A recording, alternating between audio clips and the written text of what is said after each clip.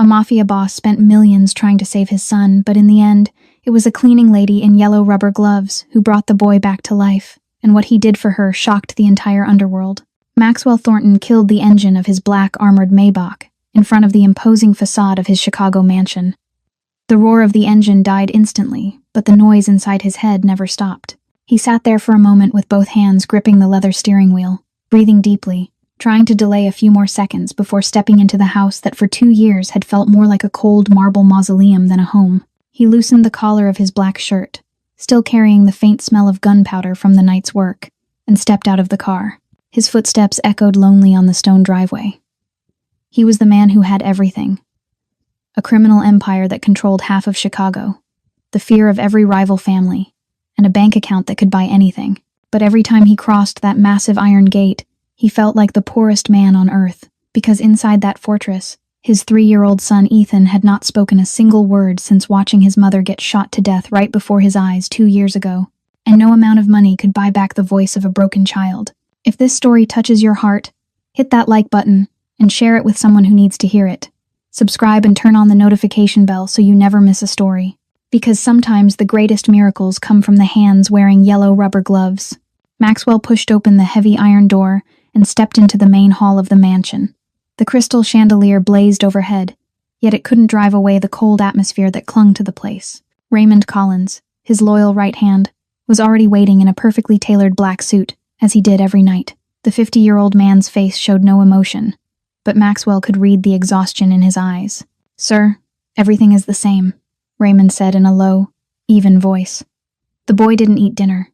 He only managed a few sips of milk, and then sat by the window until he fell asleep. The nurse says his heart rate is stable, but his weight keeps dropping. Maxwell didn't reply. He had heard reports like this hundreds of times over the past 2 years, and every time they landed in his ears, it felt like someone was carving into his chest with a dull knife. He climbed the staircase, each step heavy as if his legs were wrapped in lead, passing expensive oil paintings on the walls without sparing them a glance. When he reached the door of the master bedroom, he stopped. That room had been sealed shut for 2 years, ever since that fateful night, the night everything in Maxwell's life collapsed completely. He closed his eyes and the memories surged back like an unstoppable flood. That night was cold too, just like tonight. Melissa, his wife, was stepping out of the car in front of the house with Ethan in her arms. She was wearing her favorite red dress, her golden hair lifted by the wind, her smile radiant as she looked at her son babbling his first attempts at calling for his mother. Maxwell followed behind, carrying a bag of gifts for Ethan's first birthday. He remembered thinking about when he would teach his son to ride a bike someday. Then the gunshots rang out. 1 shot, 2 shots, 3 shots. Everything happened so fast that Maxwell didn't have time to react. Melissa collapsed, her blood soaking into the red fabric of her dress, staining the ground, staining the small face of Ethan lying in his mother's arms. The black car of the assassins vanished into the night. Maxwell screamed like a wounded animal, holding his dying wife as Ethan sat beside them, his eyes wide open, watching his mother fade away. From that night on, the boy never opened his mouth to speak another word. Anthony Ricci, the boss of the rival Mafia family, had ordered Melissa's assassination in revenge for Maxwell taking control of the southern part of the city. He wanted Maxwell to suffer, and he succeeded. Maxwell took his revenge. He killed 12 of Ricci's men within a month, burned down 3 casinos and 2 warehouses, yet Ricci himself continued to hide like a rat. And no matter how many people Maxwell killed, he couldn't bring Melissa back, couldn't make Ethan call him father even one more time. He had done everything he could. A top psychologist from Vienna was brought in for a fee of $200,000 for 2 weeks of treatment. The man tried every method from play therapy to hypnosis. But Ethan sat there like a statue, his empty eyes staring through everything. A neurology specialist from Johns Hopkins flew to Chicago with a private nursing team and equipment worth millions. They scanned his brain, ran blood tests, measured brain waves, then shook their heads and said the boy's brain was perfectly normal. The problem was psychological, not physical. A private clinic in Switzerland took Ethan in for 3 weeks at a cost of $500,000. They used equine therapy, art therapy, even experimental drugs that hadn't been approved. Ethan came back worse than before, terrified of anyone in a white coat, screaming whenever he saw a needle. Maxwell even hired a team of artificial intelligence robots from Japan, designed specifically to interact with children with autism and psychological trauma. Ethan hurled the robot into the wall within the first 10 minutes of the very first session. In total, Maxwell had spent more than $3 million over 2 years. $3 million, and not a single result. The last doctor he saw, a leading professor from Harvard, looked him straight in the eye and told him to prepare himself. The boy might never speak again. He had built a wall around his soul, and no one could break it. Maxwell remembered pulling out his gun and aiming it at the professor's head. Raymond had to intervene before he pulled the trigger. Now, standing outside his son's room, Maxwell felt that familiar helplessness rising again, choking his throat. He was the most powerful man in Chicago, a man who could make anyone kneel with a single phone call. Yet he couldn't make his own son speak a single word to call him father. Victoria Sterling appeared at the far end of the hallway just as Maxwell was standing outside Ethan's door. The sound of her high heels struck a steady rhythm against the oak floor, not fast enough to seem rushed, not slow enough to be judged lazy. Everything about Victoria was calculated down to the smallest detail. She approached Maxwell with a graceful stride, her dark brown hair pulled into a flawless bun without a single strand out of place. A perfectly tailored black suit hugging the slender frame of the 45-year-old woman. "Mr. Thornton, I've arranged the schedule for next week," Victoria said in a warm, measured voice meant only for him. "Dr. Peterson will come on Tuesday for the boy's routine checkup. Thursday there's a meeting with the attorneys regarding the Northern real estate lawsuit, and I've canceled the charity gala this weekend because I thought you needed rest." Maxwell nodded without speaking, his eyes still fixed on his son's door. Victoria stood beside him, close enough to show concern but far enough to maintain professional distance. She had worked for the Thornton family for 5 years, since Melissa was still alive, and she remembered clearly the first day she stepped into this mansion. Back then, Victoria was only an ordinary house manager hired to oversee domestic affairs, but from the very first moment she saw Maxwell Thornton, she knew she wanted more. He was the embodiment of power, wealth, and danger, everything that intoxicated her. Melissa was the only obstacle in her path. A young, pretty wife, with golden hair and an innocent smile, completely unworthy of standing beside a man like Maxwell. Victoria had waited patiently, observing in silence, memorizing all of Maxwell's habits, knowing he liked black coffee with no sugar in the morning, liked reading financial news before breakfast, hated the scent of roses but loved jasmine. She made herself indispensable in this house, controlling everything from the master's schedule to the dinner menu, from staff recruitment to household finances. When Melissa died, Victoria had to struggle not to smile. She played the role of the grieving house manager perfectly, wearing black for 3 months, lighting memorial candles every week, even crying in front of Maxwell a few times to show sympathy. But deep down, she knew this was a once-in-a-lifetime opportunity. Melissa was gone, and Victoria would slowly take her place. Over the past 5 years, Victoria had steadily expanded her power within the house. She dismissed the old servants who had been loyal to Melissa and replaced them with people she personally selected. She controlled who was allowed inside, who was allowed to see the master. Even the doctors and specialists treating Ethan had to go through her first. Victoria saw herself as the true mistress of the Thornton mansion, lacking only a wedding ring to legitimize her position. She watched Maxwell standing like a statue outside his son's door and felt a flicker of irritation. He cared far too much about that mute child. If it were Victoria, she would have sent Ethan to a mental institution long ago and started a new life. But she knew she couldn't say that out loud, at least not yet. "You need to rest," Victoria said gently, reaching out to touch Maxwell's arm. "I've prepared a hot bath and red wine in your room. Let me take care of everything here." Maxwell withdrew his arm from her reach, the movement gentle but firm enough for her to understand the boundary. "I'll check on Ethan first," he said, pushing the door open and stepping into his son's room, leaving Victoria standing alone in the hallway as the smile slowly faded from her lips. She watched Maxwell's back and clenched her hands tightly. Patience, Victoria told herself. She had waited 5 years. She could wait a few more. Sooner or later, Maxwell would realize that Victoria was the woman who truly deserved to stand beside him, not a dead wife or a mute child. Sooner or later, the position of mistress of the Thornton mansion would belong to her. More than 20 miles south of the Thornton mansion, in the most run-down part of Chicago where even the police hesitate to go after dark, Charlotte Hayes was kneeling on the floor, wiping away the blood her mother had just coughed up. Their cheap apartment sat on the 5th floor of a decaying building, its stairwell reeking of urine and its walls shedding paint in brittle flakes. Tonight the Chicago cold cut straight to the bone, but the heater had been broken since last month and Charlotte didn't have the money to fix it. All she could do was pile extra blankets on her mother and pray that she would survive the night. Dorothy Hayes lay on the worn-out bed, her body so gaunt that each rib could be counted beneath her wrinkled skin.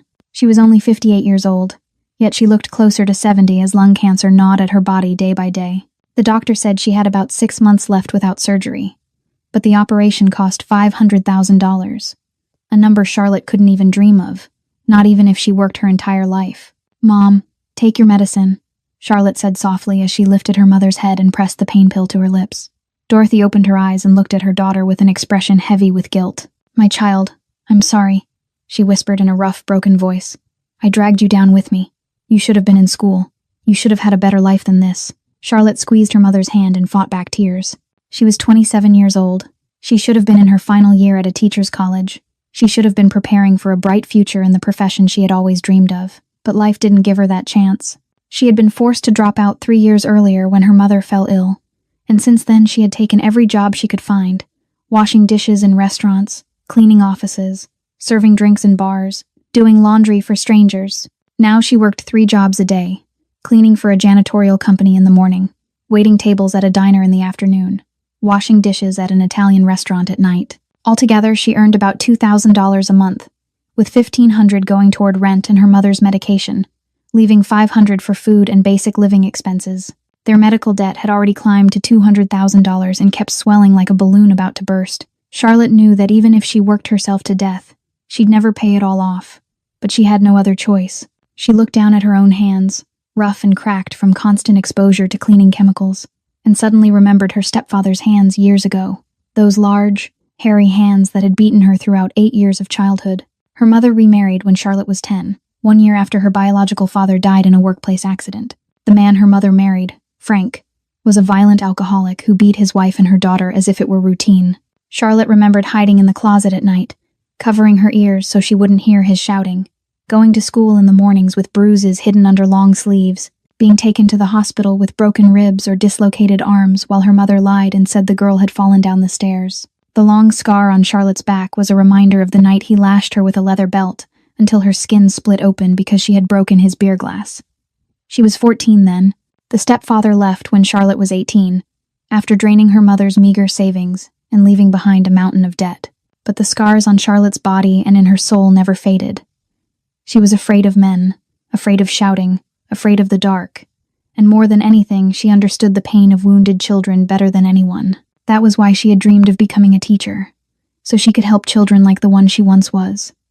But that dream now felt as distant as the stars in the Chicago night sky. Charlotte stood when she saw her mother had fallen asleep. She walked to the window and looked down at the dark street below, where a few addicts huddled in corners and the wail of a police siren echoed somewhere far away. Tomorrow she would go to an interview for a new job, a janitorial position at a mansion in the wealthy northern suburbs of the city. The pay was 3 times higher than usual, but it required living on site and obeying strict rules. Charlotte didn't know who owned the mansion, and she didn't care. She only knew that she needed money, a lot of money, to save her mother, and she was willing to do whatever it took to get it. "God, please help me," Charlotte whispered into the darkness before pulling the thin blanket over her shoulders and sitting down in the chair beside her mother's bed, preparing herself for a long, sleepless night. Charlotte stood before the massive iron gates of the Thornton mansion and felt her heart pounding hard against her ribs.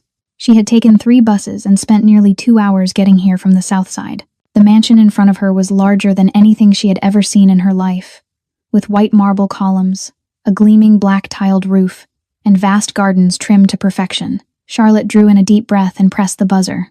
The gates slowly opened, and she stepped inside carrying an old backpack that held a few changes of clothes and a photograph of her mother. A man in a black suit greeted her at the main entrance and led her through the grand hall, where crystal chandeliers sparkled, along long corridors lined with expensive oil paintings, and into a small room at the back of the mansion.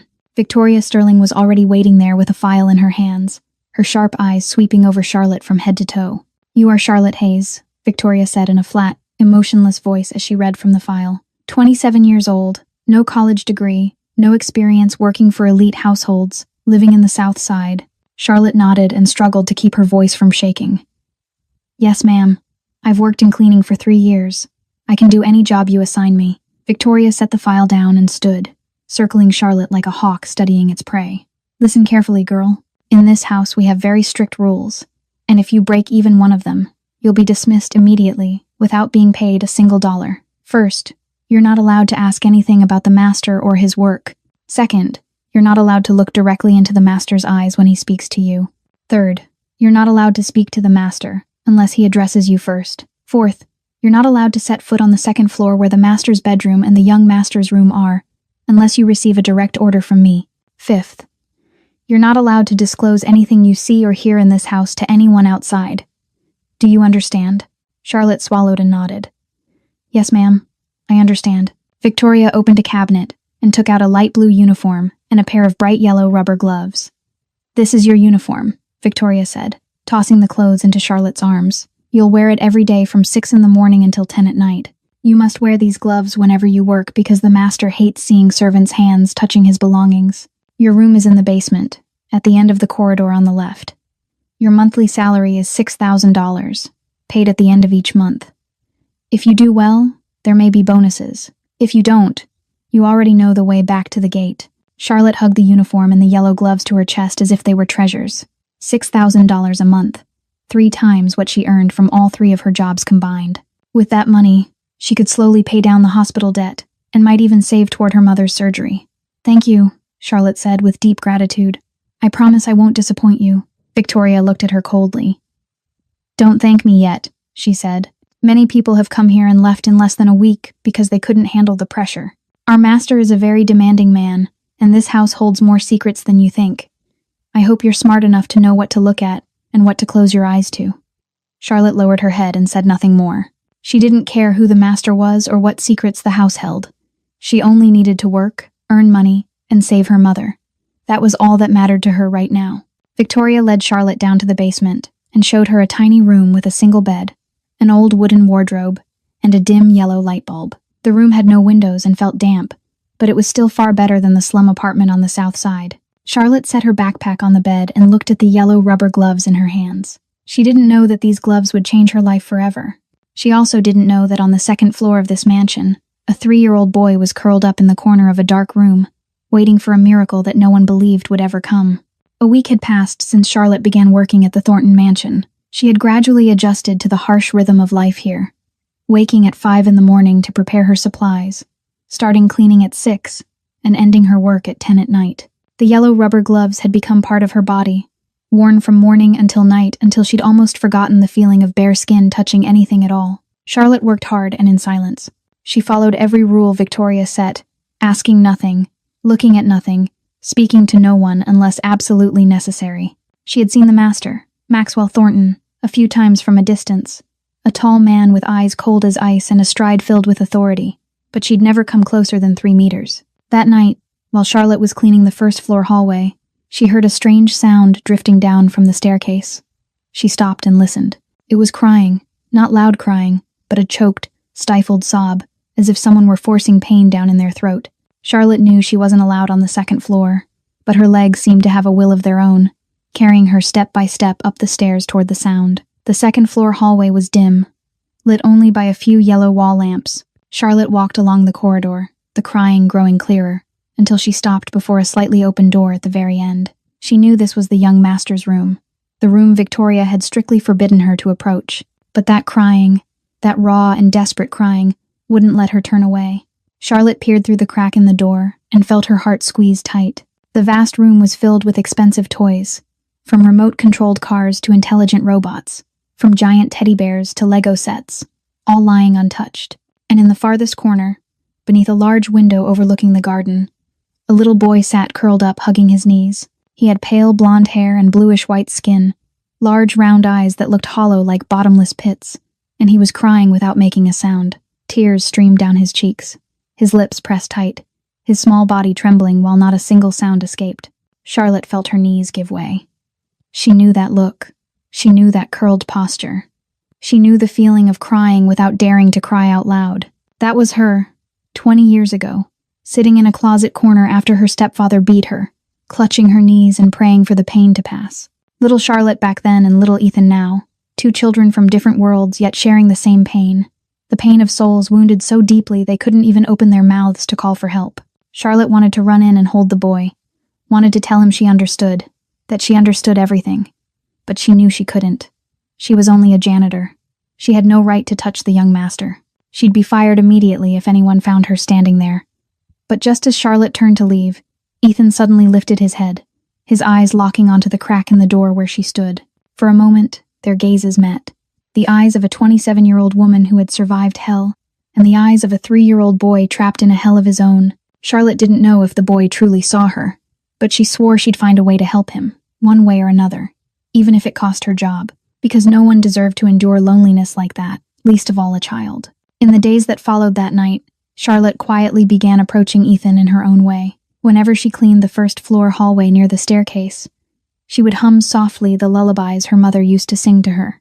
She didn't sing loudly, only enough for the sound to drift up to the second floor, enough for some small pair of ears to hear. Then one day, as Charlotte was wiping down the stairs, she saw a small figure standing at the top, looking down.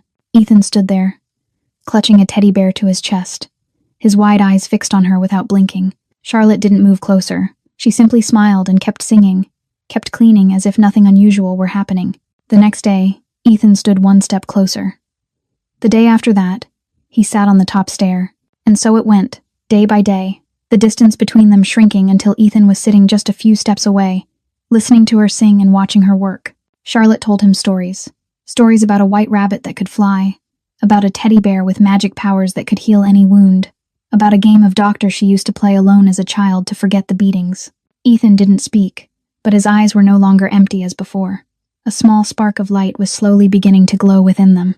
That afternoon, while Charlotte was cleaning the master bedroom, a task she was rarely assigned, she heard the sound of tiny footsteps running along the hallway. She turned and saw Ethan standing in the doorway, holding a red plastic toy stethoscope in his hand. The boy looked at her with a pleading expression, then pointed at the large bed and made a motion for her to lie down. Charlotte understood immediately what he wanted. He wanted to play doctor, the game she had spoken about in her stories.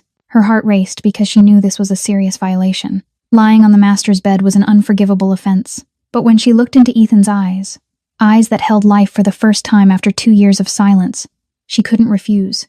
Charlotte lay down on the enormous bed covered in pristine white sheets, still wearing her pale blue uniform and the yellow rubber gloves streaked with soap suds. She closed her eyes and pretended to sleep, letting Ethan explore his game freely. The boy stepped up to the bed with the seriousness of a real doctor, placed the toy stethoscope against Charlotte's back, and began to move it slowly. Charlotte whispered in a weak voice, "Dr. Ethan, is my heart healthy? Is it sad or happy today?" She didn't expect an answer. She only wanted to create a safe space where the boy could be himself. Neither of them knew that Maxwell Thornton had come home earlier than usual. He had just finished a tense meeting with his partners and wanted to rest. As he climbed the stairs to the second floor, he noticed the door to his bedroom slightly open and instinctively reached behind his back to grip the gun hidden beneath his jacket. He moved toward the doorway, his heart pounding, prepared for the worst. But what he saw made him freeze in place.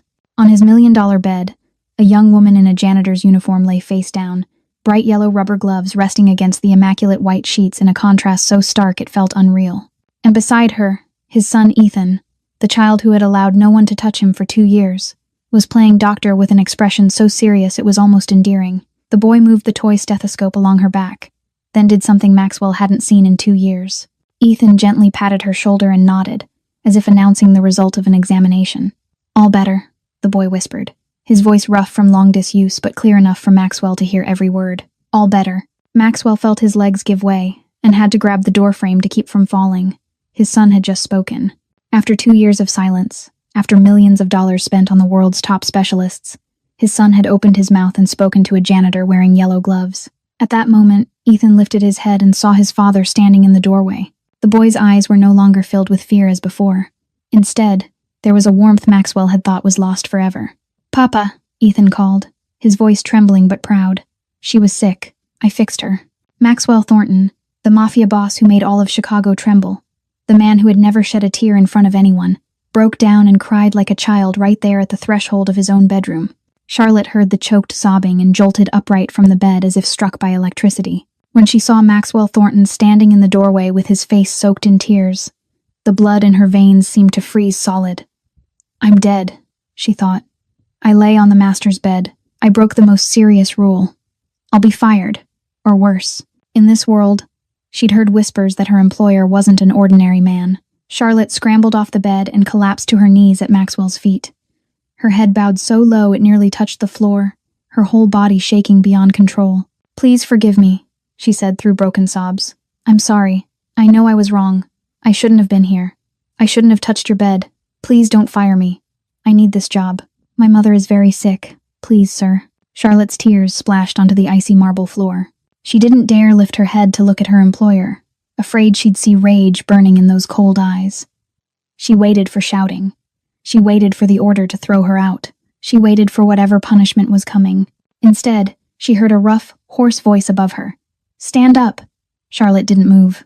"I said stand up," Maxwell repeated, his voice not angry as she'd expected, but filled with something she couldn't name. Charlotte slowly rose on trembling legs, still not daring to meet his gaze.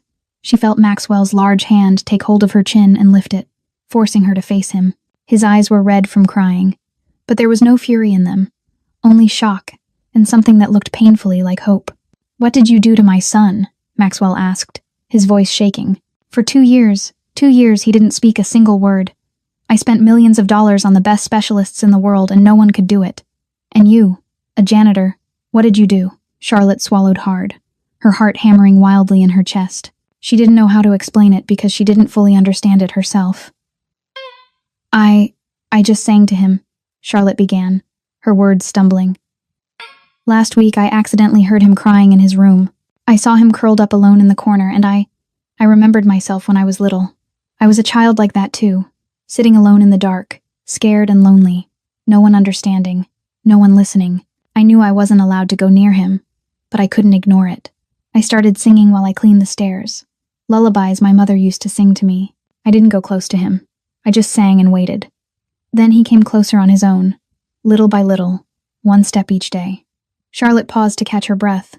Her gloved hands clenched tightly together. "I told him stories," she continued. "Stories about stuffed animals that could talk. About the doctor game I used to play alone when I was little to forget the beatings. He didn't say anything, but he listened. I saw his eyes change. I saw him begin to trust me. And today he came into this room while I was cleaning. He had the toy stethoscope and wanted to play doctor. I knew I shouldn't lie on your bed, but I couldn't refuse him. I couldn't refuse those eyes. I'm sorry. I'm truly sorry." Maxwell released Charlotte's chin and stepped back. He turned to look at Ethan, who was still standing by the bed clutching the toy stethoscope, his eyes fixed on his father with anxious fear, as if worried his father would hurt the kind woman. The mafia boss felt his chest tear open. For years, he'd tried to use money to solve everything. He believed dollars could buy anything, from life to power, from loyalty to fear. But it turned out what his son needed wasn't expensive doctors or advanced machines. It was a heart that could understand. Someone who'd endured similar pain and knew how to heal without force. Maxwell turned back to Charlotte. She stood there in her yellow rubber gloves smeared with soap suds, her uniform wrinkled from the bed, her hair loose and tangled, her eyes red from crying. She wasn't delicately beautiful like Melissa. She wasn't elegant and refined like Victoria. She was just an ordinary girl from the South Side slums, with calloused hands and a past full of scars. Yet she'd done what his entire empire couldn't. "What's your name?" Maxwell asked. "Charlotte, sir. Charlotte Hayes." Maxwell nodded and said words Charlotte couldn't believe she was hearing. "Thank you, Charlotte. Thank you for bringing my son back to me." That night, Maxwell couldn't sleep. He sat alone in his private study, the glass of whiskey in his hand long since gone cold without him taking a single sip. The image of Ethan calling out Papa replayed in his mind like a film that refused to shut off. He picked up the phone and called Raymond. His voice was low and decisive as always, even though it was nearly 3 a.m. "I need everything on Charlotte Hayes, the new janitor. Everything. From her date of birth to her family background, from her education to her finances. I want the report on my desk before 8 a.m. Raymond didn't ask why, because he knew his employer never did anything without purpose. The next morning at 7:45 sharp, Raymond stood at the door of Maxwell's office with a thick file in his hands. Maxwell motioned for him to sit and began reading page by page. The more he read, the darker his eyes became, his hand tightening around the papers until the corners crumpled. Charlotte Hayes, born March 12th, 27 years old. Biological father Thomas Hayes, steel factory worker, died in a workplace accident when Charlotte was 10. Mother Dorothy Hayes remarried 1 year later to Frank Morrison, an unemployed alcoholic with a record of domestic violence. Hospital records showed Charlotte was admitted 3 times between the ages of 11 and 14, first for broken ribs, second for a dislocated arm, third for a head injury. All were reported as household accidents, but attending physicians had noted suspected domestic abuse. Maxwell turned the next page and saw photographs from the medical file. Bruises covering a little girl's body. Long scars across her back like marks left by a whip. Rage surged in his chest, his fist clenching until his nails dug into his skin. He was a man who had killed without hesitation, who had ordered the execution of dozens of enemies without a shred of regret. Yet seeing these images made him want to find Frank Morrison and put a bullet through his head. "Where is the stepfather now?" Maxwell asked Raymond in an icy voice. "Gone 9 years ago, sir," Raymond replied. "He drained Dorothy's savings and left behind a mountain of debt. His current whereabouts are unknown. He may have died from alcoholism or be drifting somewhere on the streets." Maxwell nodded and continued reading. Charlotte graduated high school with excellent grades and was accepted into Illinois Teachers College with a partial scholarship. She studied until her 3rd year, then was forced to drop out when her mother was diagnosed with stage 3 lung cancer. Since then, she had held 17 different jobs, from washing dishes to bartending, from doing laundry for others to janitorial work. Her average monthly income was about $2,000, while rent and medication costs for her mother totaled $1,500. Her current medical debt stood at $213,000 and increased each month. Dorothy Hayes was diagnosed with an estimated 6 months to live without surgery, with the procedure costing approximately $500,000. Maxwell closed the file and sat in silence for a long time. This young woman's life was a long chain of pain and misfortune that even he, a man who had seen every dark corner of the underworld, found staggering. She'd survived hell without losing her compassion. She could still see the pain in the eyes of a stranger's child and give her time to heal it. He stood and headed for the door. "Call her up to my office," he ordered Raymond. Half an hour later, Charlotte stood outside Maxwell's office with her heart pounding. She hadn't slept all night, consumed by fear over what her employer would do after what had happened the day before. Victoria had looked at her with open hatred while leading her here, and Charlotte knew the house manager was waiting for her to be dismissed. Charlotte stepped inside and stood still like a defendant awaiting judgment. Maxwell sat behind the massive oak desk, his sharp eyes studying her without blinking. He gestured for her to sit in the chair opposite him, and Charlotte obeyed, though her legs trembled so badly she nearly fell. "I've looked into you," Maxwell said bluntly. "I know about your father, your stepfather, and everything you went through. I also know about your mother and the hospital debt." Charlotte felt her face burn with shame and anger. She didn't like someone invading her painful past like this, but she had no right to protest. She was only a janitor, and he was the master, a man who could crush her life with a single phone call. "I have a proposal for you," Maxwell continued. "I want you to become Ethan's primary caregiver, not a janitor, not a servant, a caregiver. A monthly salary of $20,000, more than 3 times what you earn now. In addition, I'll pay off your mother's entire medical debt and cover the cost of her surgery. She'll be transferred to the best hospital in Chicago and treated by the finest doctors." Charlotte thought she'd misheard. She sat there staring at Maxwell with her mouth open, as if he'd just spoken a foreign language. "Why?" she asked, the only question in her mind slipping out. "Why are you doing all this for me?" Maxwell looked straight into her eyes, and for the first time she saw something soft in those cold depths. "Because you did what my millions couldn't do," he said.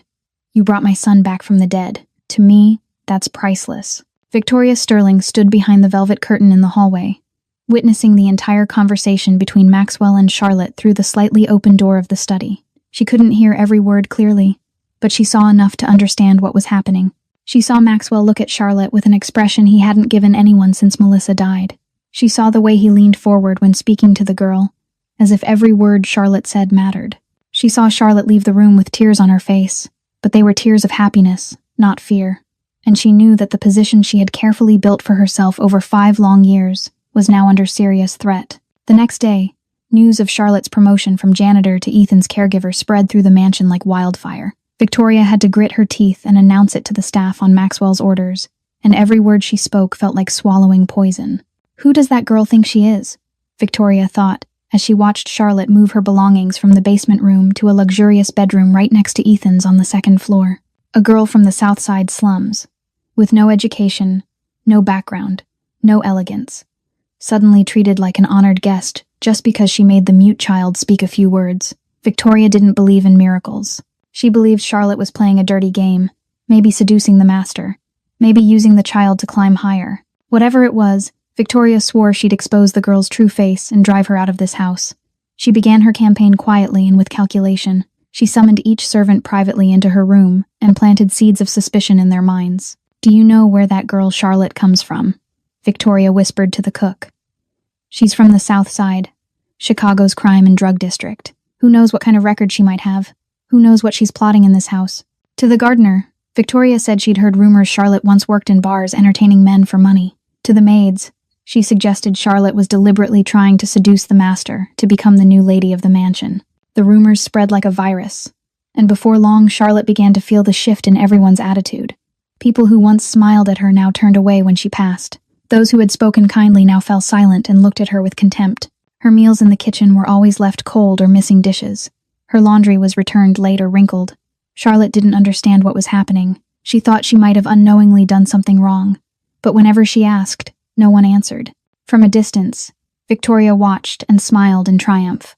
She knew isolation would slowly erode Charlotte's spirit, would make the girl feel unwelcome, and eventually leave on her own. But what angered Victoria most was that despite the mistreatment, Charlotte didn't give up. The girl still woke early every day, still cared for Ethan with devotion, still smiled gently at the boy as if nothing were wrong. And Ethan, the child Victoria had tried for 2 years to get close to without success, now clung to Charlotte like a shadow. He talked to her, laughed with her, even allowed her to hold him, things he'd never done with anyone else in the house, including Victoria. That poured fuel onto the fire of jealousy burning inside her. Victoria realized rumors and isolation weren't enough to drive Charlotte away. She needed something stronger, a decisive blow that could destroy the girl completely. And when Victoria's gaze fell on the gold-plated Rolex watch on the vanity in the master bedroom, the watch Melissa had given Maxwell on their wedding day, a dark idea began to take shape in her mind. The weeks that followed became the most miraculous time the Thornton mansion had known since Melissa passed away. Ethan was like a withered flower finally given water, and day by day he opened new petals that left everyone who witnessed it in quiet awe. From a silent child who only knew how to curl up in the corner of a dark room, Ethan now ran through the house, his clear laughter echoing down hallways that had once felt as cold as a mausoleum. He began to speak more each day, from single words to short phrases, then to endless questions, just like any other normal 3-year-old. "Charlotte, why is the sky blue? Charlotte, what is that bird called? Charlotte, when can we play doctor again?" Every question Ethan asked was a priceless gift to those who had endured his terrifying silence for 2 long years. Charlotte spent almost all of her time beside Ethan. She read to him before bed, taught him to draw silly shapes with colored pencils, took him into the garden to show him the names of flowers and butterflies drifting past. She never forced him to do anything, never raised her voice when he was mischievous, never let him feel abandoned even for a single moment. And Ethan returned that love with absolute devotion. He followed Charlotte like a shadow, held her hand wherever they went, and called her name hundreds of times a day, as if afraid she might disappear if he didn't. Maxwell watched all of it from a distance. He didn't speak much, didn't interfere with how Charlotte cared for Ethan. He simply stood somewhere quiet and observed. He watched his son laugh when Charlotte told a joke. He watched the boy proudly show off his messy drawings. He watched Ethan fall asleep in Charlotte's arms after a long day of play. And every time he watched, he felt something strange stir in his chest, an emotion he thought had died with Melissa 2 years earlier. One afternoon, Maxwell came home earlier than usual and heard laughter coming from the back garden. He stepped outside and stood hidden behind a rose bush, watching Charlotte and Ethan play tag on the green lawn. Charlotte slowed down on purpose so Ethan could catch her. Then she tumbled onto the grass and let the boy climb on top of her, the two of them laughing uncontrollably beneath the golden afternoon sun. Ethan lay on Charlotte's chest and asked in an innocent voice if she loved him. Charlotte stroked his hair and said she loved him very much, more than all the stars in the sky added together. Ethan grinned and asked if that meant Charlotte would stay with him forever. Charlotte fell silent for a moment, then pulled him into her arms and whispered that she would stay with him as long as she possibly could. She promised. Maxwell stood there, hearing every word, and felt his throat tighten. He thought of Melissa, thought of the days when she was still alive, and this house was filled with laughter and warmth. He had believed those days would never return. He had accepted a life of darkness and cold until the end of his days. But Charlotte had brought the light back, not only for Ethan, but for him as well. He found himself looking forward to coming home, found himself smiling without realizing it when he heard her laughter from afar, found himself wanting to know more about the girl with calloused hands and a gentle heart. He didn't know what to call this feeling, or perhaps he did but didn't dare admit it. He only knew that as he watched Charlotte hold his son in the fading afternoon light that day, he saw a picture of family he thought had been lost forever, slowly being painted again in the warmest colors imaginable. Victoria knew she couldn't wait any longer. With each passing day, Charlotte became more important inside this house, and Victoria's position was being threatened more seriously than ever. She had witnessed the way Maxwell looked at Charlotte in the garden the previous afternoon. That look wasn't the gaze of an employer toward a hired hand. It was the look of a man falling into love, even if he hadn't yet realized it himself. Victoria understood that if she didn't act now, everything she had built over 5 years would collapse into nothing. That night, after the entire mansion had fallen asleep, Victoria slipped into Maxwell's bedroom. She knew the master was out handling business and wouldn't return until morning. Her hands trembled as she opened the vanity drawer where the gold-plated Rolex Melissa had given Maxwell on their wedding day was kept. That watch was the most sacred keepsake Maxwell still had of his wife. He never wore it for fear of damaging it, yet he never allowed it out of his sight. Victoria lifted the watch and studied it in the moonlight filtering through the window. This was the perfect weapon to destroy Charlotte. She slipped the watch into her pocket and left the room like a shadow. Charlotte's room was at the end of the second-floor hallway, its door unlocked because no one in this mansion had the habit of locking doors. Victoria pushed it open and entered silently. Charlotte was sleeping deeply on the bed, her face peaceful, her breathing steady. Victoria looked at the girl with hatred in her eyes, then rummaged through the wardrobe. She found the coat Charlotte often wore and slipped the Rolex into its inner pocket. When she was done, Victoria slipped out and returned to her own room with a triumphant smile. The next morning, Victoria knocked on Maxwell's office door the moment he returned home. Her face was filled with worry and unease, a flawless performance she'd rehearsed all night. "Mr. Thornton," she said in a trembling voice, "there's something important I need to report. Mrs. Melissa's watch, the one you keep in the vanity drawer. It's gone."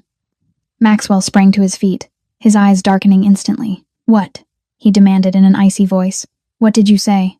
Victoria swallowed and continued her act. "This morning I went in to clean as usual and noticed the drawer slightly open. I checked and the watch wasn't there. I asked all the staff and no one knows anything. I think we need to search." Maxwell strode out of his office, his face hard as stone. That watch was Melissa's last keepsake, the only thing he had left to remember his wife by. Whoever dared touch it would pay with their life. He ordered Raymond to gather all the staff in the mansion and begin searching every room. Victoria followed behind, watching with feigned concern. She knew exactly where the watch was and waited for the moment Charlotte would be exposed. The search began in the servants' rooms in the basement and slowly moved upward. Charlotte stood beside Ethan in the boys' room, not understanding what was happening. She only knew the master was furious and the entire mansion was tense. When the search reached Charlotte's room, she stepped aside calmly and let them work, certain she had nothing to hide. But when Raymond opened her wardrobe and checked the pockets of her coat, everything collapsed.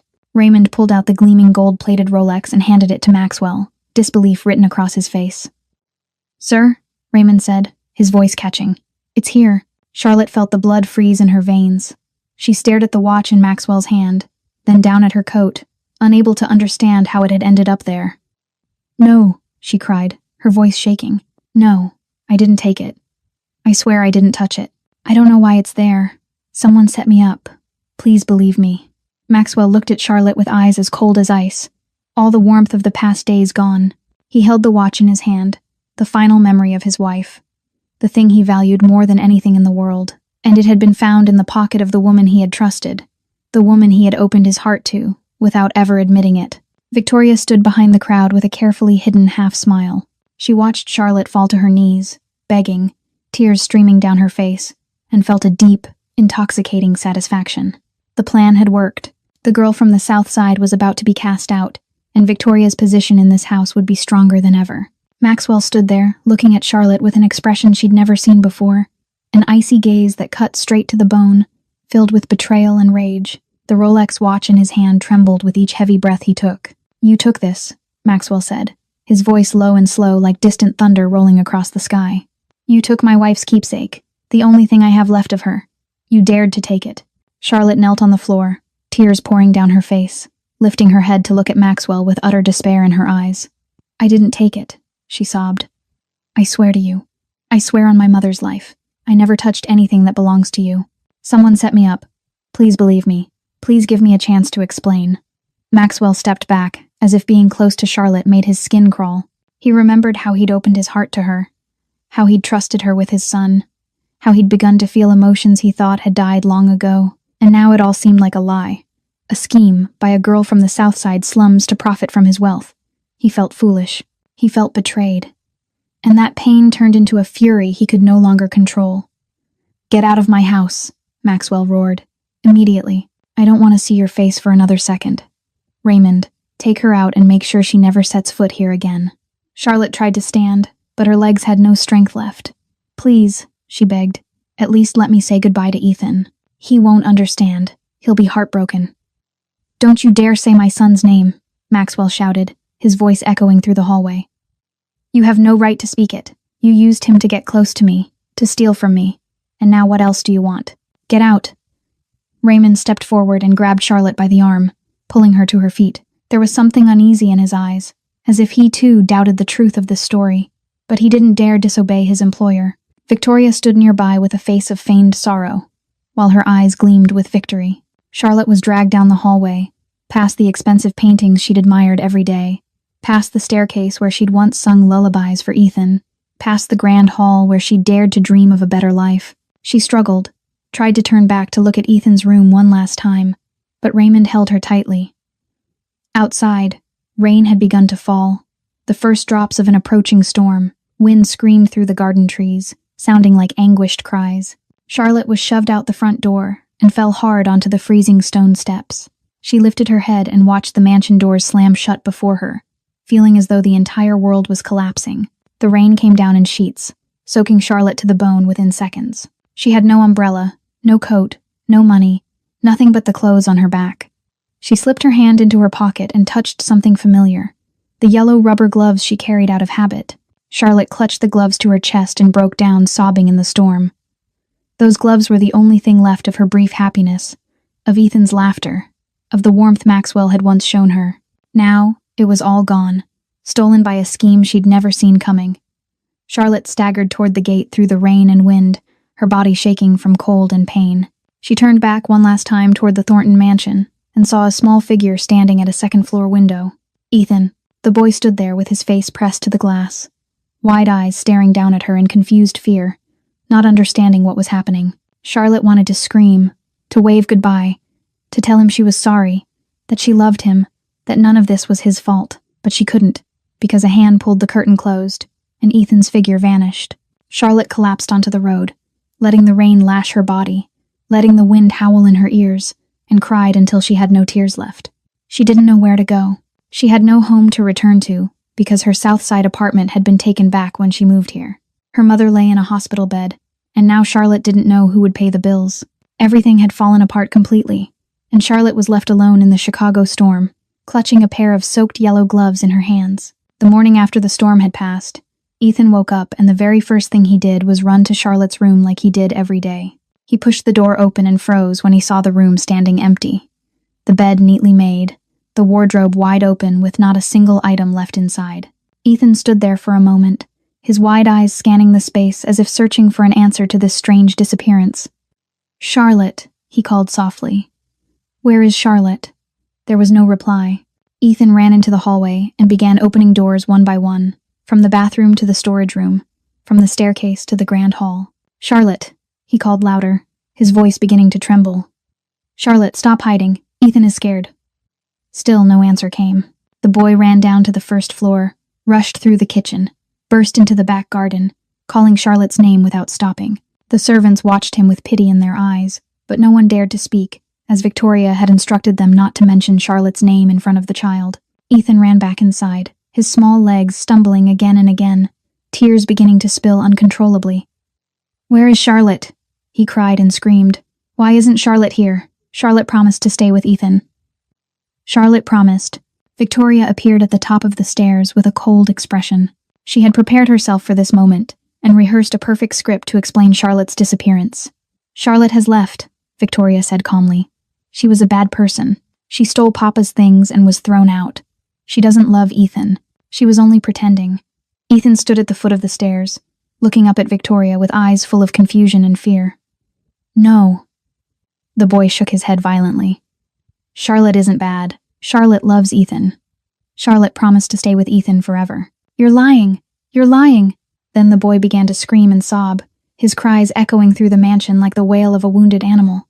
"Charlotte!" Ethan screamed. "Charlotte, come back! Ethan wants Charlotte." "Charlotte." Victoria felt a headache pounding from the piercing cries. She walked down the stairs, forcing herself to suppress the irritation rising inside her. "Stop it," she said coldly to Ethan. "Charlotte is gone and she's never coming back. Accept it." But Ethan didn't listen. He cried even louder, screamed even harder. He threw himself onto the floor, kicking and pounding, calling Charlotte's name again and again as if sheer repetition could make her appear. Victoria felt her patience snap. She had endured this child for 2 years, pretending to care while in truth she despised his existence. Now that Charlotte was gone, she thought everything would return to normal. Yet the boy was screaming like this. "I told you to stop it," Victoria shouted, and grabbed Ethan's arm, yanking him to his feet. "Listen here.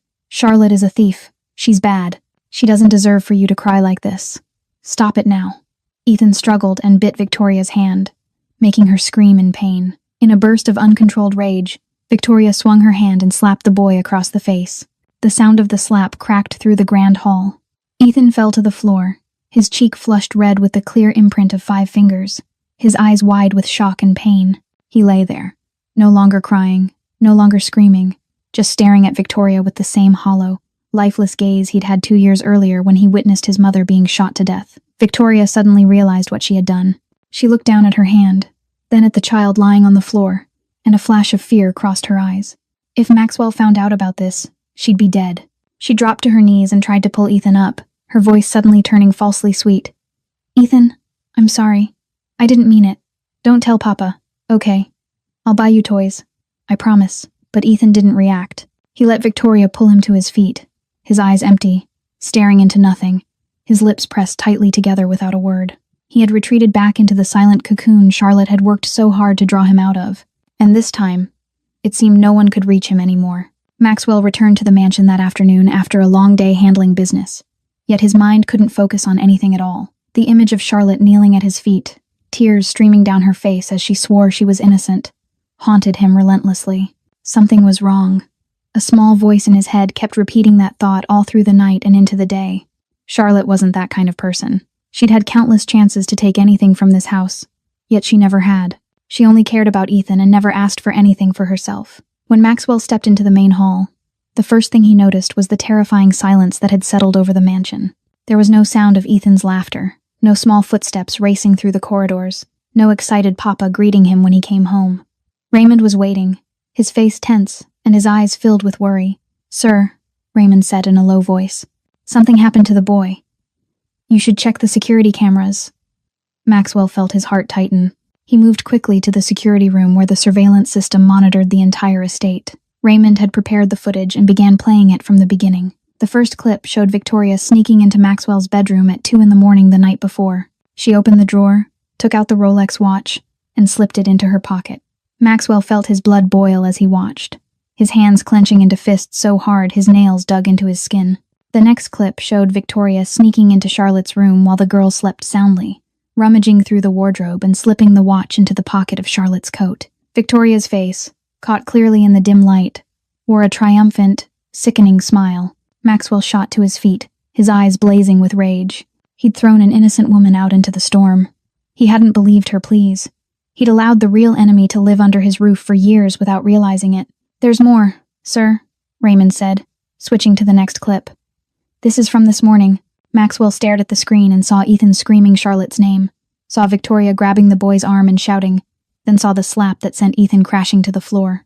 He saw his son lying there with that hollow, empty expression, the same one from 2 years ago, and the fury inside him erupted like a volcano. Maxwell stormed out of the security room, his footsteps thundering like rolling thunder. He went straight to Victoria's room and kicked the door open without knocking.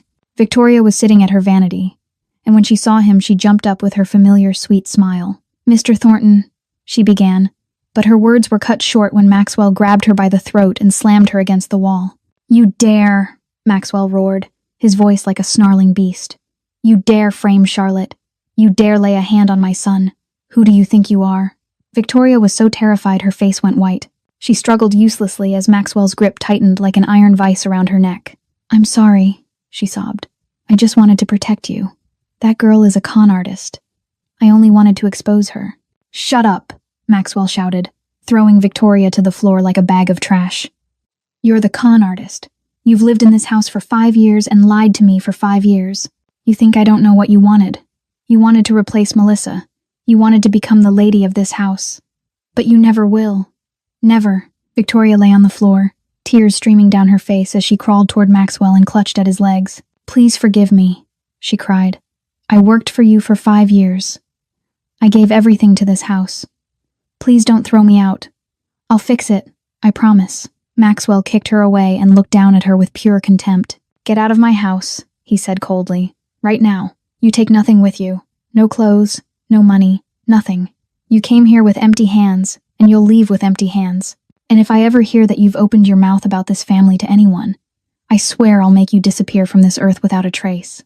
Raymond appeared at the doorway and dragged Victoria to her feet. She was hauled down the hallway, down the stairs, out the front door, and thrown into the street the same way Charlotte had been treated the night before. The mansion doors slammed shut behind her, ending 5 years of schemes and ambition in a single afternoon. Maxwell stood in the hall, his breathing still heavy with fury, but now only one thought filled his mind. Charlotte. He had to find her. He had to apologize. He had to bring her back before it was too late. Maxwell grabbed his car keys and stormed out of the mansion without saying a word to anyone. Raymond tried to run after him and offered to come along, but Maxwell waved him off sharply. He didn't have time to wait. Every second that passed was another second Charlotte was out there alone, suffering. He jumped into the black Maybach and slammed on the gas, the tires screaming against the pavement as the car shot forward like a bullet tearing through the night. Outside, rain began to fall again. The second storm in 2 consecutive days, rolling toward Chicago as if the sky itself wanted to test him. Rain lashed against the windshield like thousands of tiny bullets. The wipers were running at full speed and still couldn't clear his view, but Maxwell didn't slow down. He drove like a madman, running red lights, weaving through traffic, heading straight for the South Side, the most dangerous part of Chicago, a place even the police avoided after dark. Raymond had texted him the address of Charlotte's old apartment, and according to the investigation, she might have gone back there because she had nowhere else to go. Maxwell prayed she was still there, that she was safe, that he wasn't too late to fix his mistake. The Maybach turned onto a dark street leading into the South Side when Maxwell sensed something was wrong. A black truck suddenly burst out of a nearby alley and blocked the road, forcing him to slam on the brakes. Before he could react, 2 more vehicles appeared from behind and from the side, completely surrounding him. The truck doors flew open, and 4 men dressed in black stepped out, guns raised and aimed straight at the Maybach. Maxwell recognized them instantly. They were Anthony Ricci's men, the sworn enemy who'd murdered his wife 2 years earlier. Ricci must have had his people watching the mansion and spotted Maxwell leaving alone tonight. A perfect chance for revenge. Maxwell Thornton, one of them shouted through the rain. Boss Ricci sends his regards. Tonight you'll see your wife again in hell. Maxwell didn't reply. He pulled the gun hidden beneath the driver's seat and kicked the car door open, rolling out just as a hail of bullets shattered the windshield where he'd been sitting moments before. He took cover behind the car and returned fire, every shot precise and lethal, the way he'd been trained through years in the underworld. 1 man dropped, then another, but the remaining attackers kept firing relentlessly. A searing pain tore through Maxwell's left shoulder as a bullet punched through flesh, blood spilling down his arm. He clenched his teeth and kept shooting, taking down another man. The last one panicked and tried to run back to the truck, but Maxwell didn't give him the chance. A shot to the leg sent him crashing face first onto the wet asphalt. Maxwell walked over, blood dripping from his shoulder onto the rain-soaked road, and looked down at the man groaning at his feet. Tell Ricci, Maxwell said coldly, that I'm coming for him, and when I find him, he'll beg to die. He left the man there and returned to the Maybach, its windows shattered by gunfire. He tried the engine, and by sheer luck, it still started. Maxwell pressed the accelerator and drove on through the rain, one hand gripping the steering wheel, the other pressed tightly against the wound that wouldn't stop bleeding. His head began to spin from blood loss, but he refused to pass out. Not now, not when Charlotte was still out there waiting. 20 minutes later, the Maybach stopped in front of a crumbling apartment building in the South Side. Maxwell got out and staggered toward the stairwell, blood dripping onto each step as he climbed to the 5th floor. The hallway was pitch black with no electricity, the stench of dampness and urine hitting his nose, but he didn't care. He found apartment number 507 and knocked. No answer. He knocked harder and called out, "Charlotte, I know you're in there. Please open the door." Still silence. Maxwell stepped back and kicked the rotten wooden door open. He walked into the dark apartment and saw a sight that crushed his heart. Charlotte was sitting beside the old bed, where her mother lay, barely breathing, the yellow rubber gloves still soaked and clutched in her hands, her face pale with exhaustion and despair. She looked up at the noise, and her eyes widened in shock when she saw Maxwell standing there, clothes soaked in blood, his face drained from blood loss, yet his eyes fixed on her with something she couldn't put into words. Charlotte stepped back as Maxwell staggered into the apartment, every instinct screaming at her to run, to get away from the man who had thrown her into the storm without listening to a single word she'd said. But when she saw the blood pouring from his shoulder and dripping onto the filthy floor, she froze. "You're hurt," Charlotte blurted out, her voice shaking, asking what happened and who had done this to him, but Maxwell didn't answer. He looked around the squalid apartment with its mold-covered walls, leaking ceiling, no electricity, no heat, and then at the frail woman barely breathing on the battered old bed, Dorothy Hayes, Charlotte's mother, fighting terminal cancer and looking as though she might slip away at any moment. Maxwell felt his heart break apart because he'd thrown Charlotte into the storm and forced her back into this hell, while he sat in luxury trusting a traitor. Realizing he'd made the greatest mistake of his life, he stepped toward Charlotte, and she retreated, fear and hurt filling her eyes as she asked why he was here, and what else he wanted after taking her job, her money, and Ethan. And then Maxwell stopped and did the unthinkable. He knelt. The most powerful mafia boss in Chicago dropped to his knees in front of a cleaning woman in a crumbling South Side apartment and apologized, admitting he'd checked the cameras, seen Victoria steal the watch and frame her, admitting she was innocent and always had been, admitting he'd hurt her in a way that couldn't be forgiven. Charlotte stared at him, stunned, emptied by days of tears, as the man who caused her suffering knelt bleeding before her, and her instincts overrode everything as she whispered about his shoulder needing bandaging. Maxwell told her he didn't matter, that she did, that her mother did, promising to fix everything as he called Raymond with his blood-slicked hand and ordered a medical helicopter, emergency transport to Northwestern Memorial. The best operating room prepared, all costs covered. Charlotte's knees gave out as she collapsed, crying, asking why he was doing this, after not believing her, and Maxwell crawled closer, taking her trembling hands and telling her it was because he was wrong, because she deserved better, because his son needed her and hadn't spoken since she left, retreating back into silence, and because he needed her too. Minutes later, the helicopter thundered over the south side, medical staff rushing Dorothy onto a stretcher as Charlotte clutched her mother's hand, sobbing in disbelief, while Maxwell stood beside her, pressing his bleeding shoulder and resting a steadying hand on her back. When the helicopter lifted off, Maxwell asked Charlotte to come home, telling her Ethan was waiting, that he was waiting, asking for a chance to make things right. And Charlotte looked at him, blood-soaked and pale, yet sincere and pleading, thought of Ethan's laughter and the way he called her name, and nodded. Maxwell lifted her with his uninjured arm, carried her down the foul, damp stairs and into the easing rain, settled her into the back seat of Raymond's waiting car, and let her lean against his shoulder all the way back to the mansion. And for the first time in 2 days of hell, Charlotte felt like she could breathe again.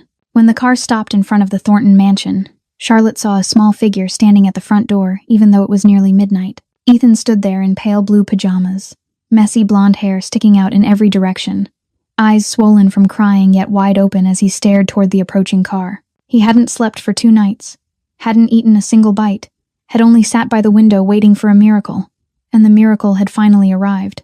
The moment Charlotte stepped out of the car, Ethan ran toward her like a tiny bullet, his short legs moving so fast he nearly tripped, crashing into her and wrapping his arms tightly around her legs, sobbing without making a sound. Charlotte dropped to her knees and pulled him into her arms, her own tears falling freely. "Ethan," she whispered against his ear, apologizing over and over for leaving without saying goodbye, telling him how much she'd missed him. Ethan lifted his tear-soaked face and said in a hoarse voice from crying too much that Charlotte mustn't go again, that he was scared, that he wanted her to stay with him forever, asking her to promise, and Charlotte held him tighter and promised she'd never leave him again. Maxwell stood nearby watching them, and felt warmth spread through his chest, an emotion he'd believed had died with Melissa, now slowly coming back to life. The days that followed became a time of healing for everyone in the Thornton mansion. Charlotte was moved into the most beautiful room on the second floor beside Ethan's, no longer confined to the dark basement. Maxwell's shoulder wound was treated and began to heal. Dorothy underwent successful surgery at Northwestern Memorial and started recovering, then was moved into a private room at the mansion so Charlotte could care for her while staying close to Ethan. Maxwell gathered the entire household and declared that from now on, Charlotte and her mother were members of the Thornton family, and anyone who treated them with disrespect would answer directly to him, and no one dared say a word. Ethan slowly returned to being the cheerful, lively child he'd been before Charlotte left, clinging to her from morning until night, refusing to let go as if afraid she might disappear again. Charlotte stayed patiently by his side, reading to him every night, teaching him to draw every afternoon, playing doctor with the yellow rubber gloves she kept as a keepsake. The feelings between Maxwell and Charlotte grew quietly over time, like a small flame slowly fed with air, beginning with longer glances when they passed each other in the hallway, then brief touches of hands at the dinner table, then late-night conversations on the rooftop overlooking the glowing lights of Chicago. Maxwell told Charlotte about Melissa, about their love and the pain of losing her, about the 2 years of hell watching his son sink into silence. Charlotte told Maxwell about her abusive childhood, about hiding in closets to escape beatings, about her dream of becoming a teacher that she'd been forced to abandon. They shared the deepest wounds of their souls and found understanding where they least expected it. Maxwell began coming home earlier, spending more time with Ethan and Charlotte instead of drowning himself in work, and discovered that Charlotte was not only gentle but intelligent and strong, with a view of life he'd never known from his ivory tower. Charlotte discovered that behind the cold and frightening exterior of the mafia boss was a lonely man longing to be loved, a devoted father willing to do anything to protect those he cared about. They didn't say it aloud, but they both knew something was changing between them, an invisible thread pulling them closer each day, and neither of them wanted to cut that thread. 3 months had passed since the night Maxwell knelt and begged for forgiveness in a slum apartment on the South Side. 3 rare months of peace in the turbulent life of the most powerful mafia boss in Chicago, but in the underworld, peace was only the silence before the storm. And Anthony Ricci never forgot his blood feud with the Thornton family. He had watched Maxwell from a distance for months, knew about the failed ambush when 4 of his gunmen were taken down, knew Maxwell had brought a woman back to the mansion and was living like a happy family, and he realized this was the enemy's fatal weakness. Maxwell Thornton might be a man without fear, but everyone had an Achilles heel, and Maxwell's heel was the cleaning woman and the son Ricci hadn't managed to kill 2 years earlier. That afternoon, Charlotte took Ethan to a toy store downtown after the boy begged her for a week to buy a new Lego set, and she couldn't refuse those sparkling eyes. They were accompanied by 2 bodyguards Maxwell had assigned, large men in black suits who kept a few meters distance and scanned their surroundings, and Charlotte felt safe, unaware they'd been followed from the moment they left the mansion. When they stepped out of the store carrying the toy bag, everything happened too fast for Charlotte to react. A black van jumped the curb, and 4 masked men leapt out. The bodyguards barely had time to draw their guns before they were shot down by gunfire from the vehicle. Charlotte screamed and clutched Ethan, trying to run, but a rough hand yanked her hair and dragged her back.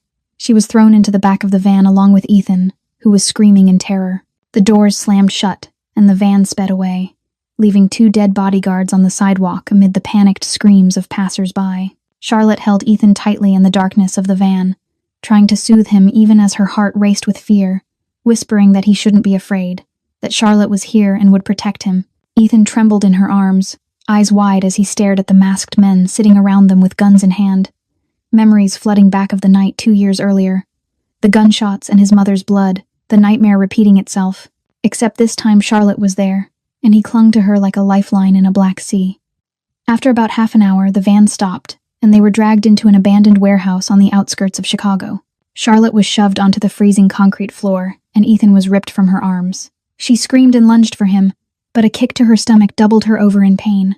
A man stepped out of the shadows without a mask, and Charlotte saw an aged face with eyes as cold as a snake's. Anthony Ricci looked down at her with a triumphant smile and said, "This must be the bitch Maxwell Thornton treasured so much," then glanced at Ethan, shaking in fear, and said he'd planned to kill the boy along with his mother 2 years ago, but his useless men let him live, and today he'd finish the job. Charlotte felt her blood turn to ice. She looked at Ethan being grabbed by the collar, his eyes full of terror and despair, and knew what she had to do.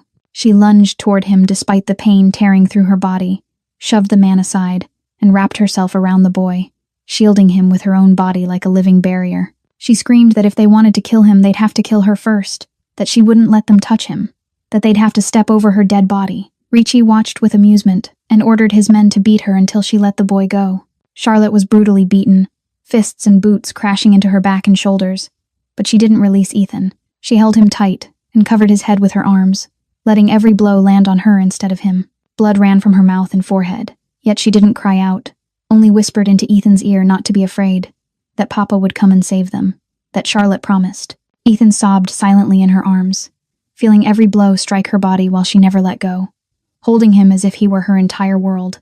And in that moment, Ethan knew that Charlotte truly loved him enough to die for him. Maxwell was sitting in his study reviewing business reports when Raymond burst in without knocking, his face pale as death.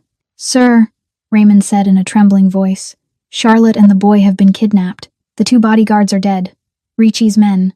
Maxwell shot to his feet and swept every document off the desk in one violent motion. For a split second, it felt as if his heart had stopped beating. Not again.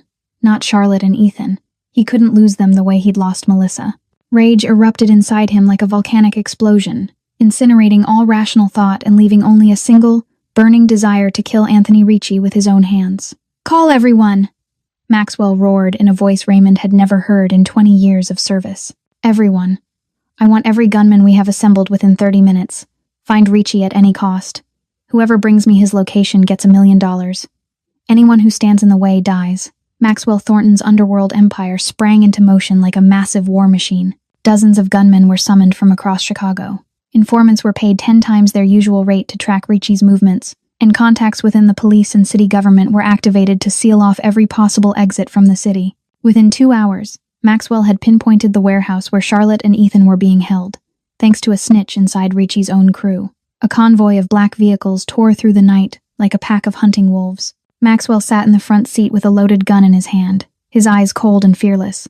He'd killed before, many times, but he'd never craved blood the way he did tonight. Ricci had touched what mattered most to him, and he would pay in blood. When the convoy reached the warehouse, the assault began instantly. Gunfire thundered through the darkness, muzzle flashes bursting like hellish fireworks. Maxwell's men outnumbered Ricci's 3-1 and were far better equipped, surging into the warehouse like an unstoppable tidal wave.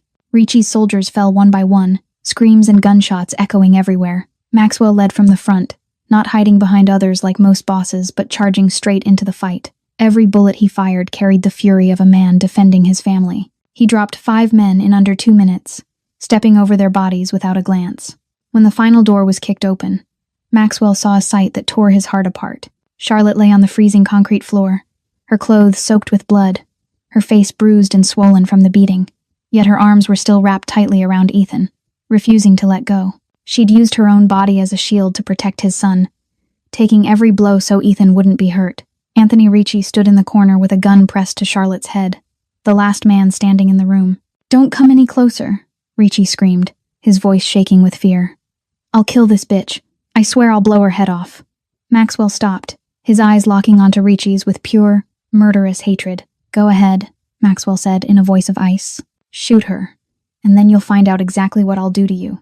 Ricci saw death in Maxwell's eyes and his hand began to tremble. He knew he'd lost, knew that even if he killed Charlotte, he wouldn't leave this place alive. In that moment of hesitation, Maxwell lunged forward and knocked the gun from Ricci's hand. Ricci crashed to the floor, and Maxwell jumped on him, raining blow after blow onto his face with all the rage he'd been holding back. Blood sprayed from Ricci's nose and mouth, but Maxwell didn't stop. Not until Ricci's face was completely ruined. Then he drew his gun and aimed it straight at Ricci's head. "You killed my wife," Maxwell whispered, his voice shaking with hatred.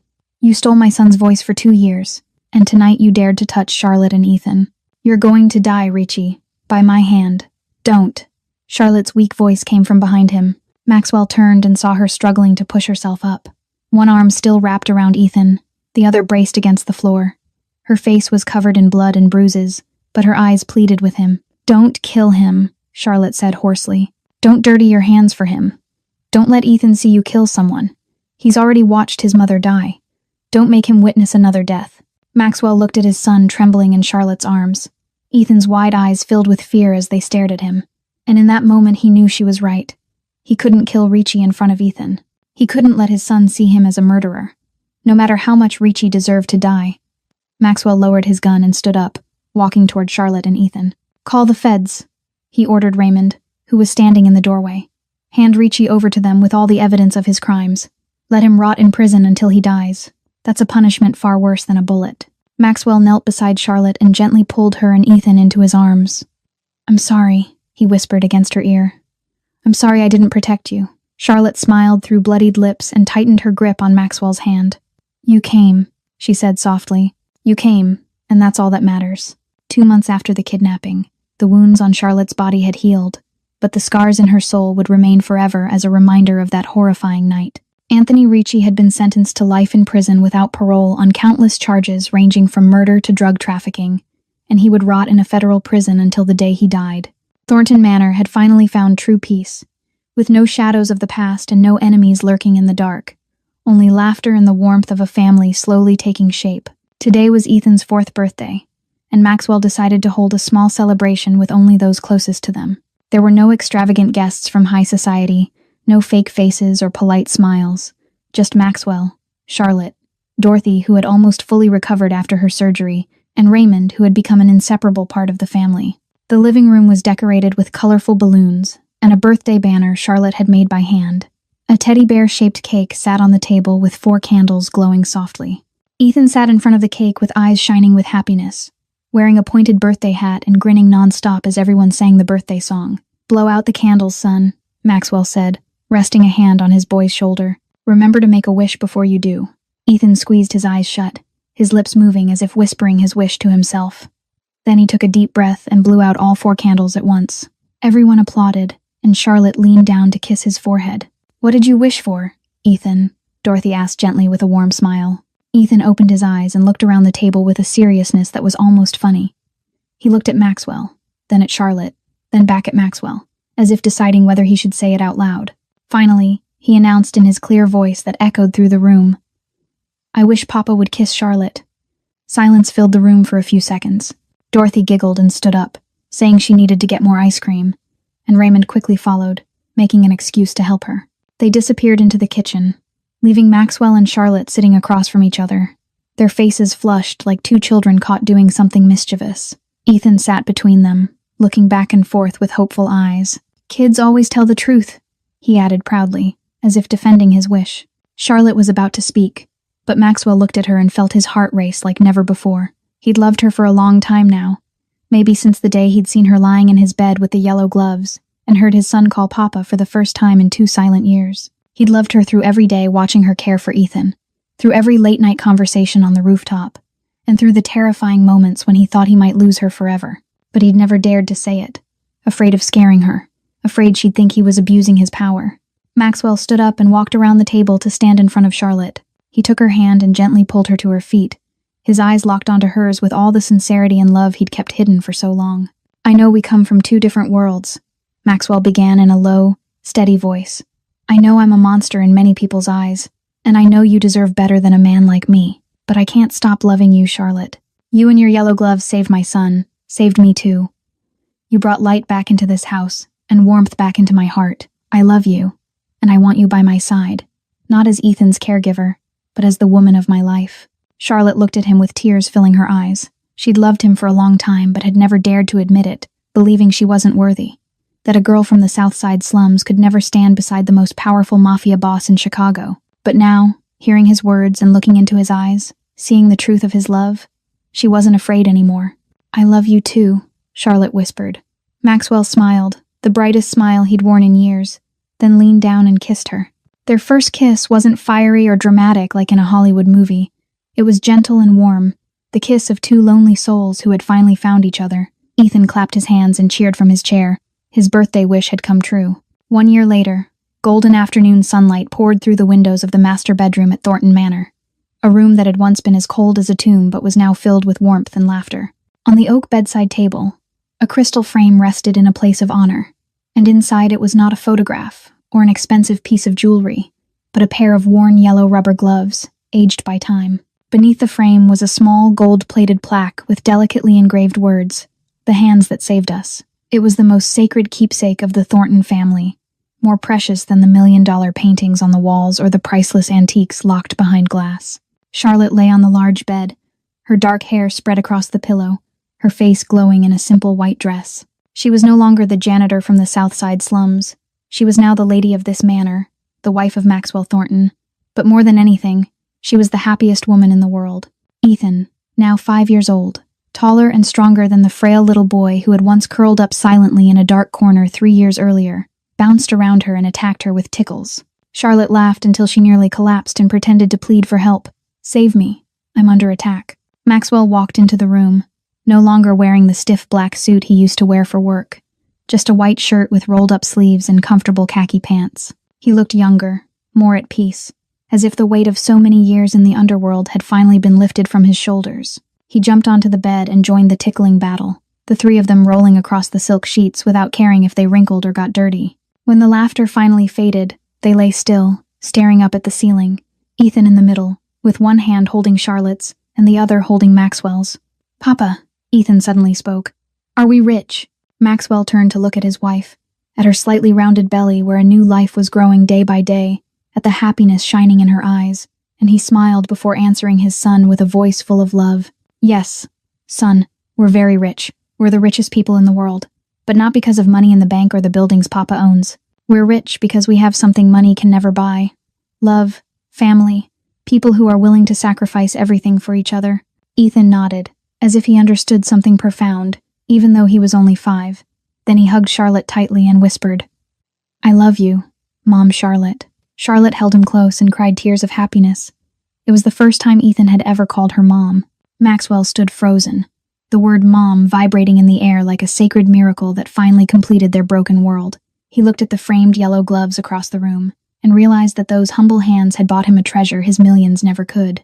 Before he moved to pull both Charlotte and Ethan into a fierce, trembling embrace, his heart finally finding the peace that had been buried since the night he lost Melissa. Outside the window, Dorothy sat in the garden reading under the afternoon sun, fully recovered from her surgery and now living with her daughter's family in the manor. Raymond stood nearby, watching over her with a gentle smile. Everyone had found their place after so many storms, and somewhere in that warm room, the yellow rubber gloves inside the crystal frame seemed to be smiling, bearing witness to the miracle created by ordinary hands. The story has come to an end, but its message will endure through time.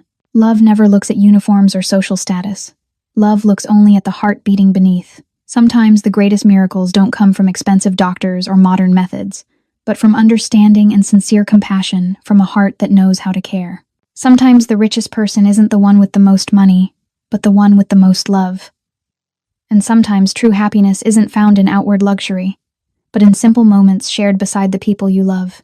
If this story touched your heart, please subscribe to our channel, like and share this video with the people you care about so they too can listen to meaningful stories each day. How did this story make you feel? Did you see yourself or someone you love in these characters? Has life ever brought you an unexpected miracle? We'd truly love to hear the thoughts from deep in your hearts in the comments below. We wish all of you watching this video good health, joyful lives, and days filled with peace and happiness. Thank you for staying with us through this entire story. Goodbye, and we'll see you again in the next video.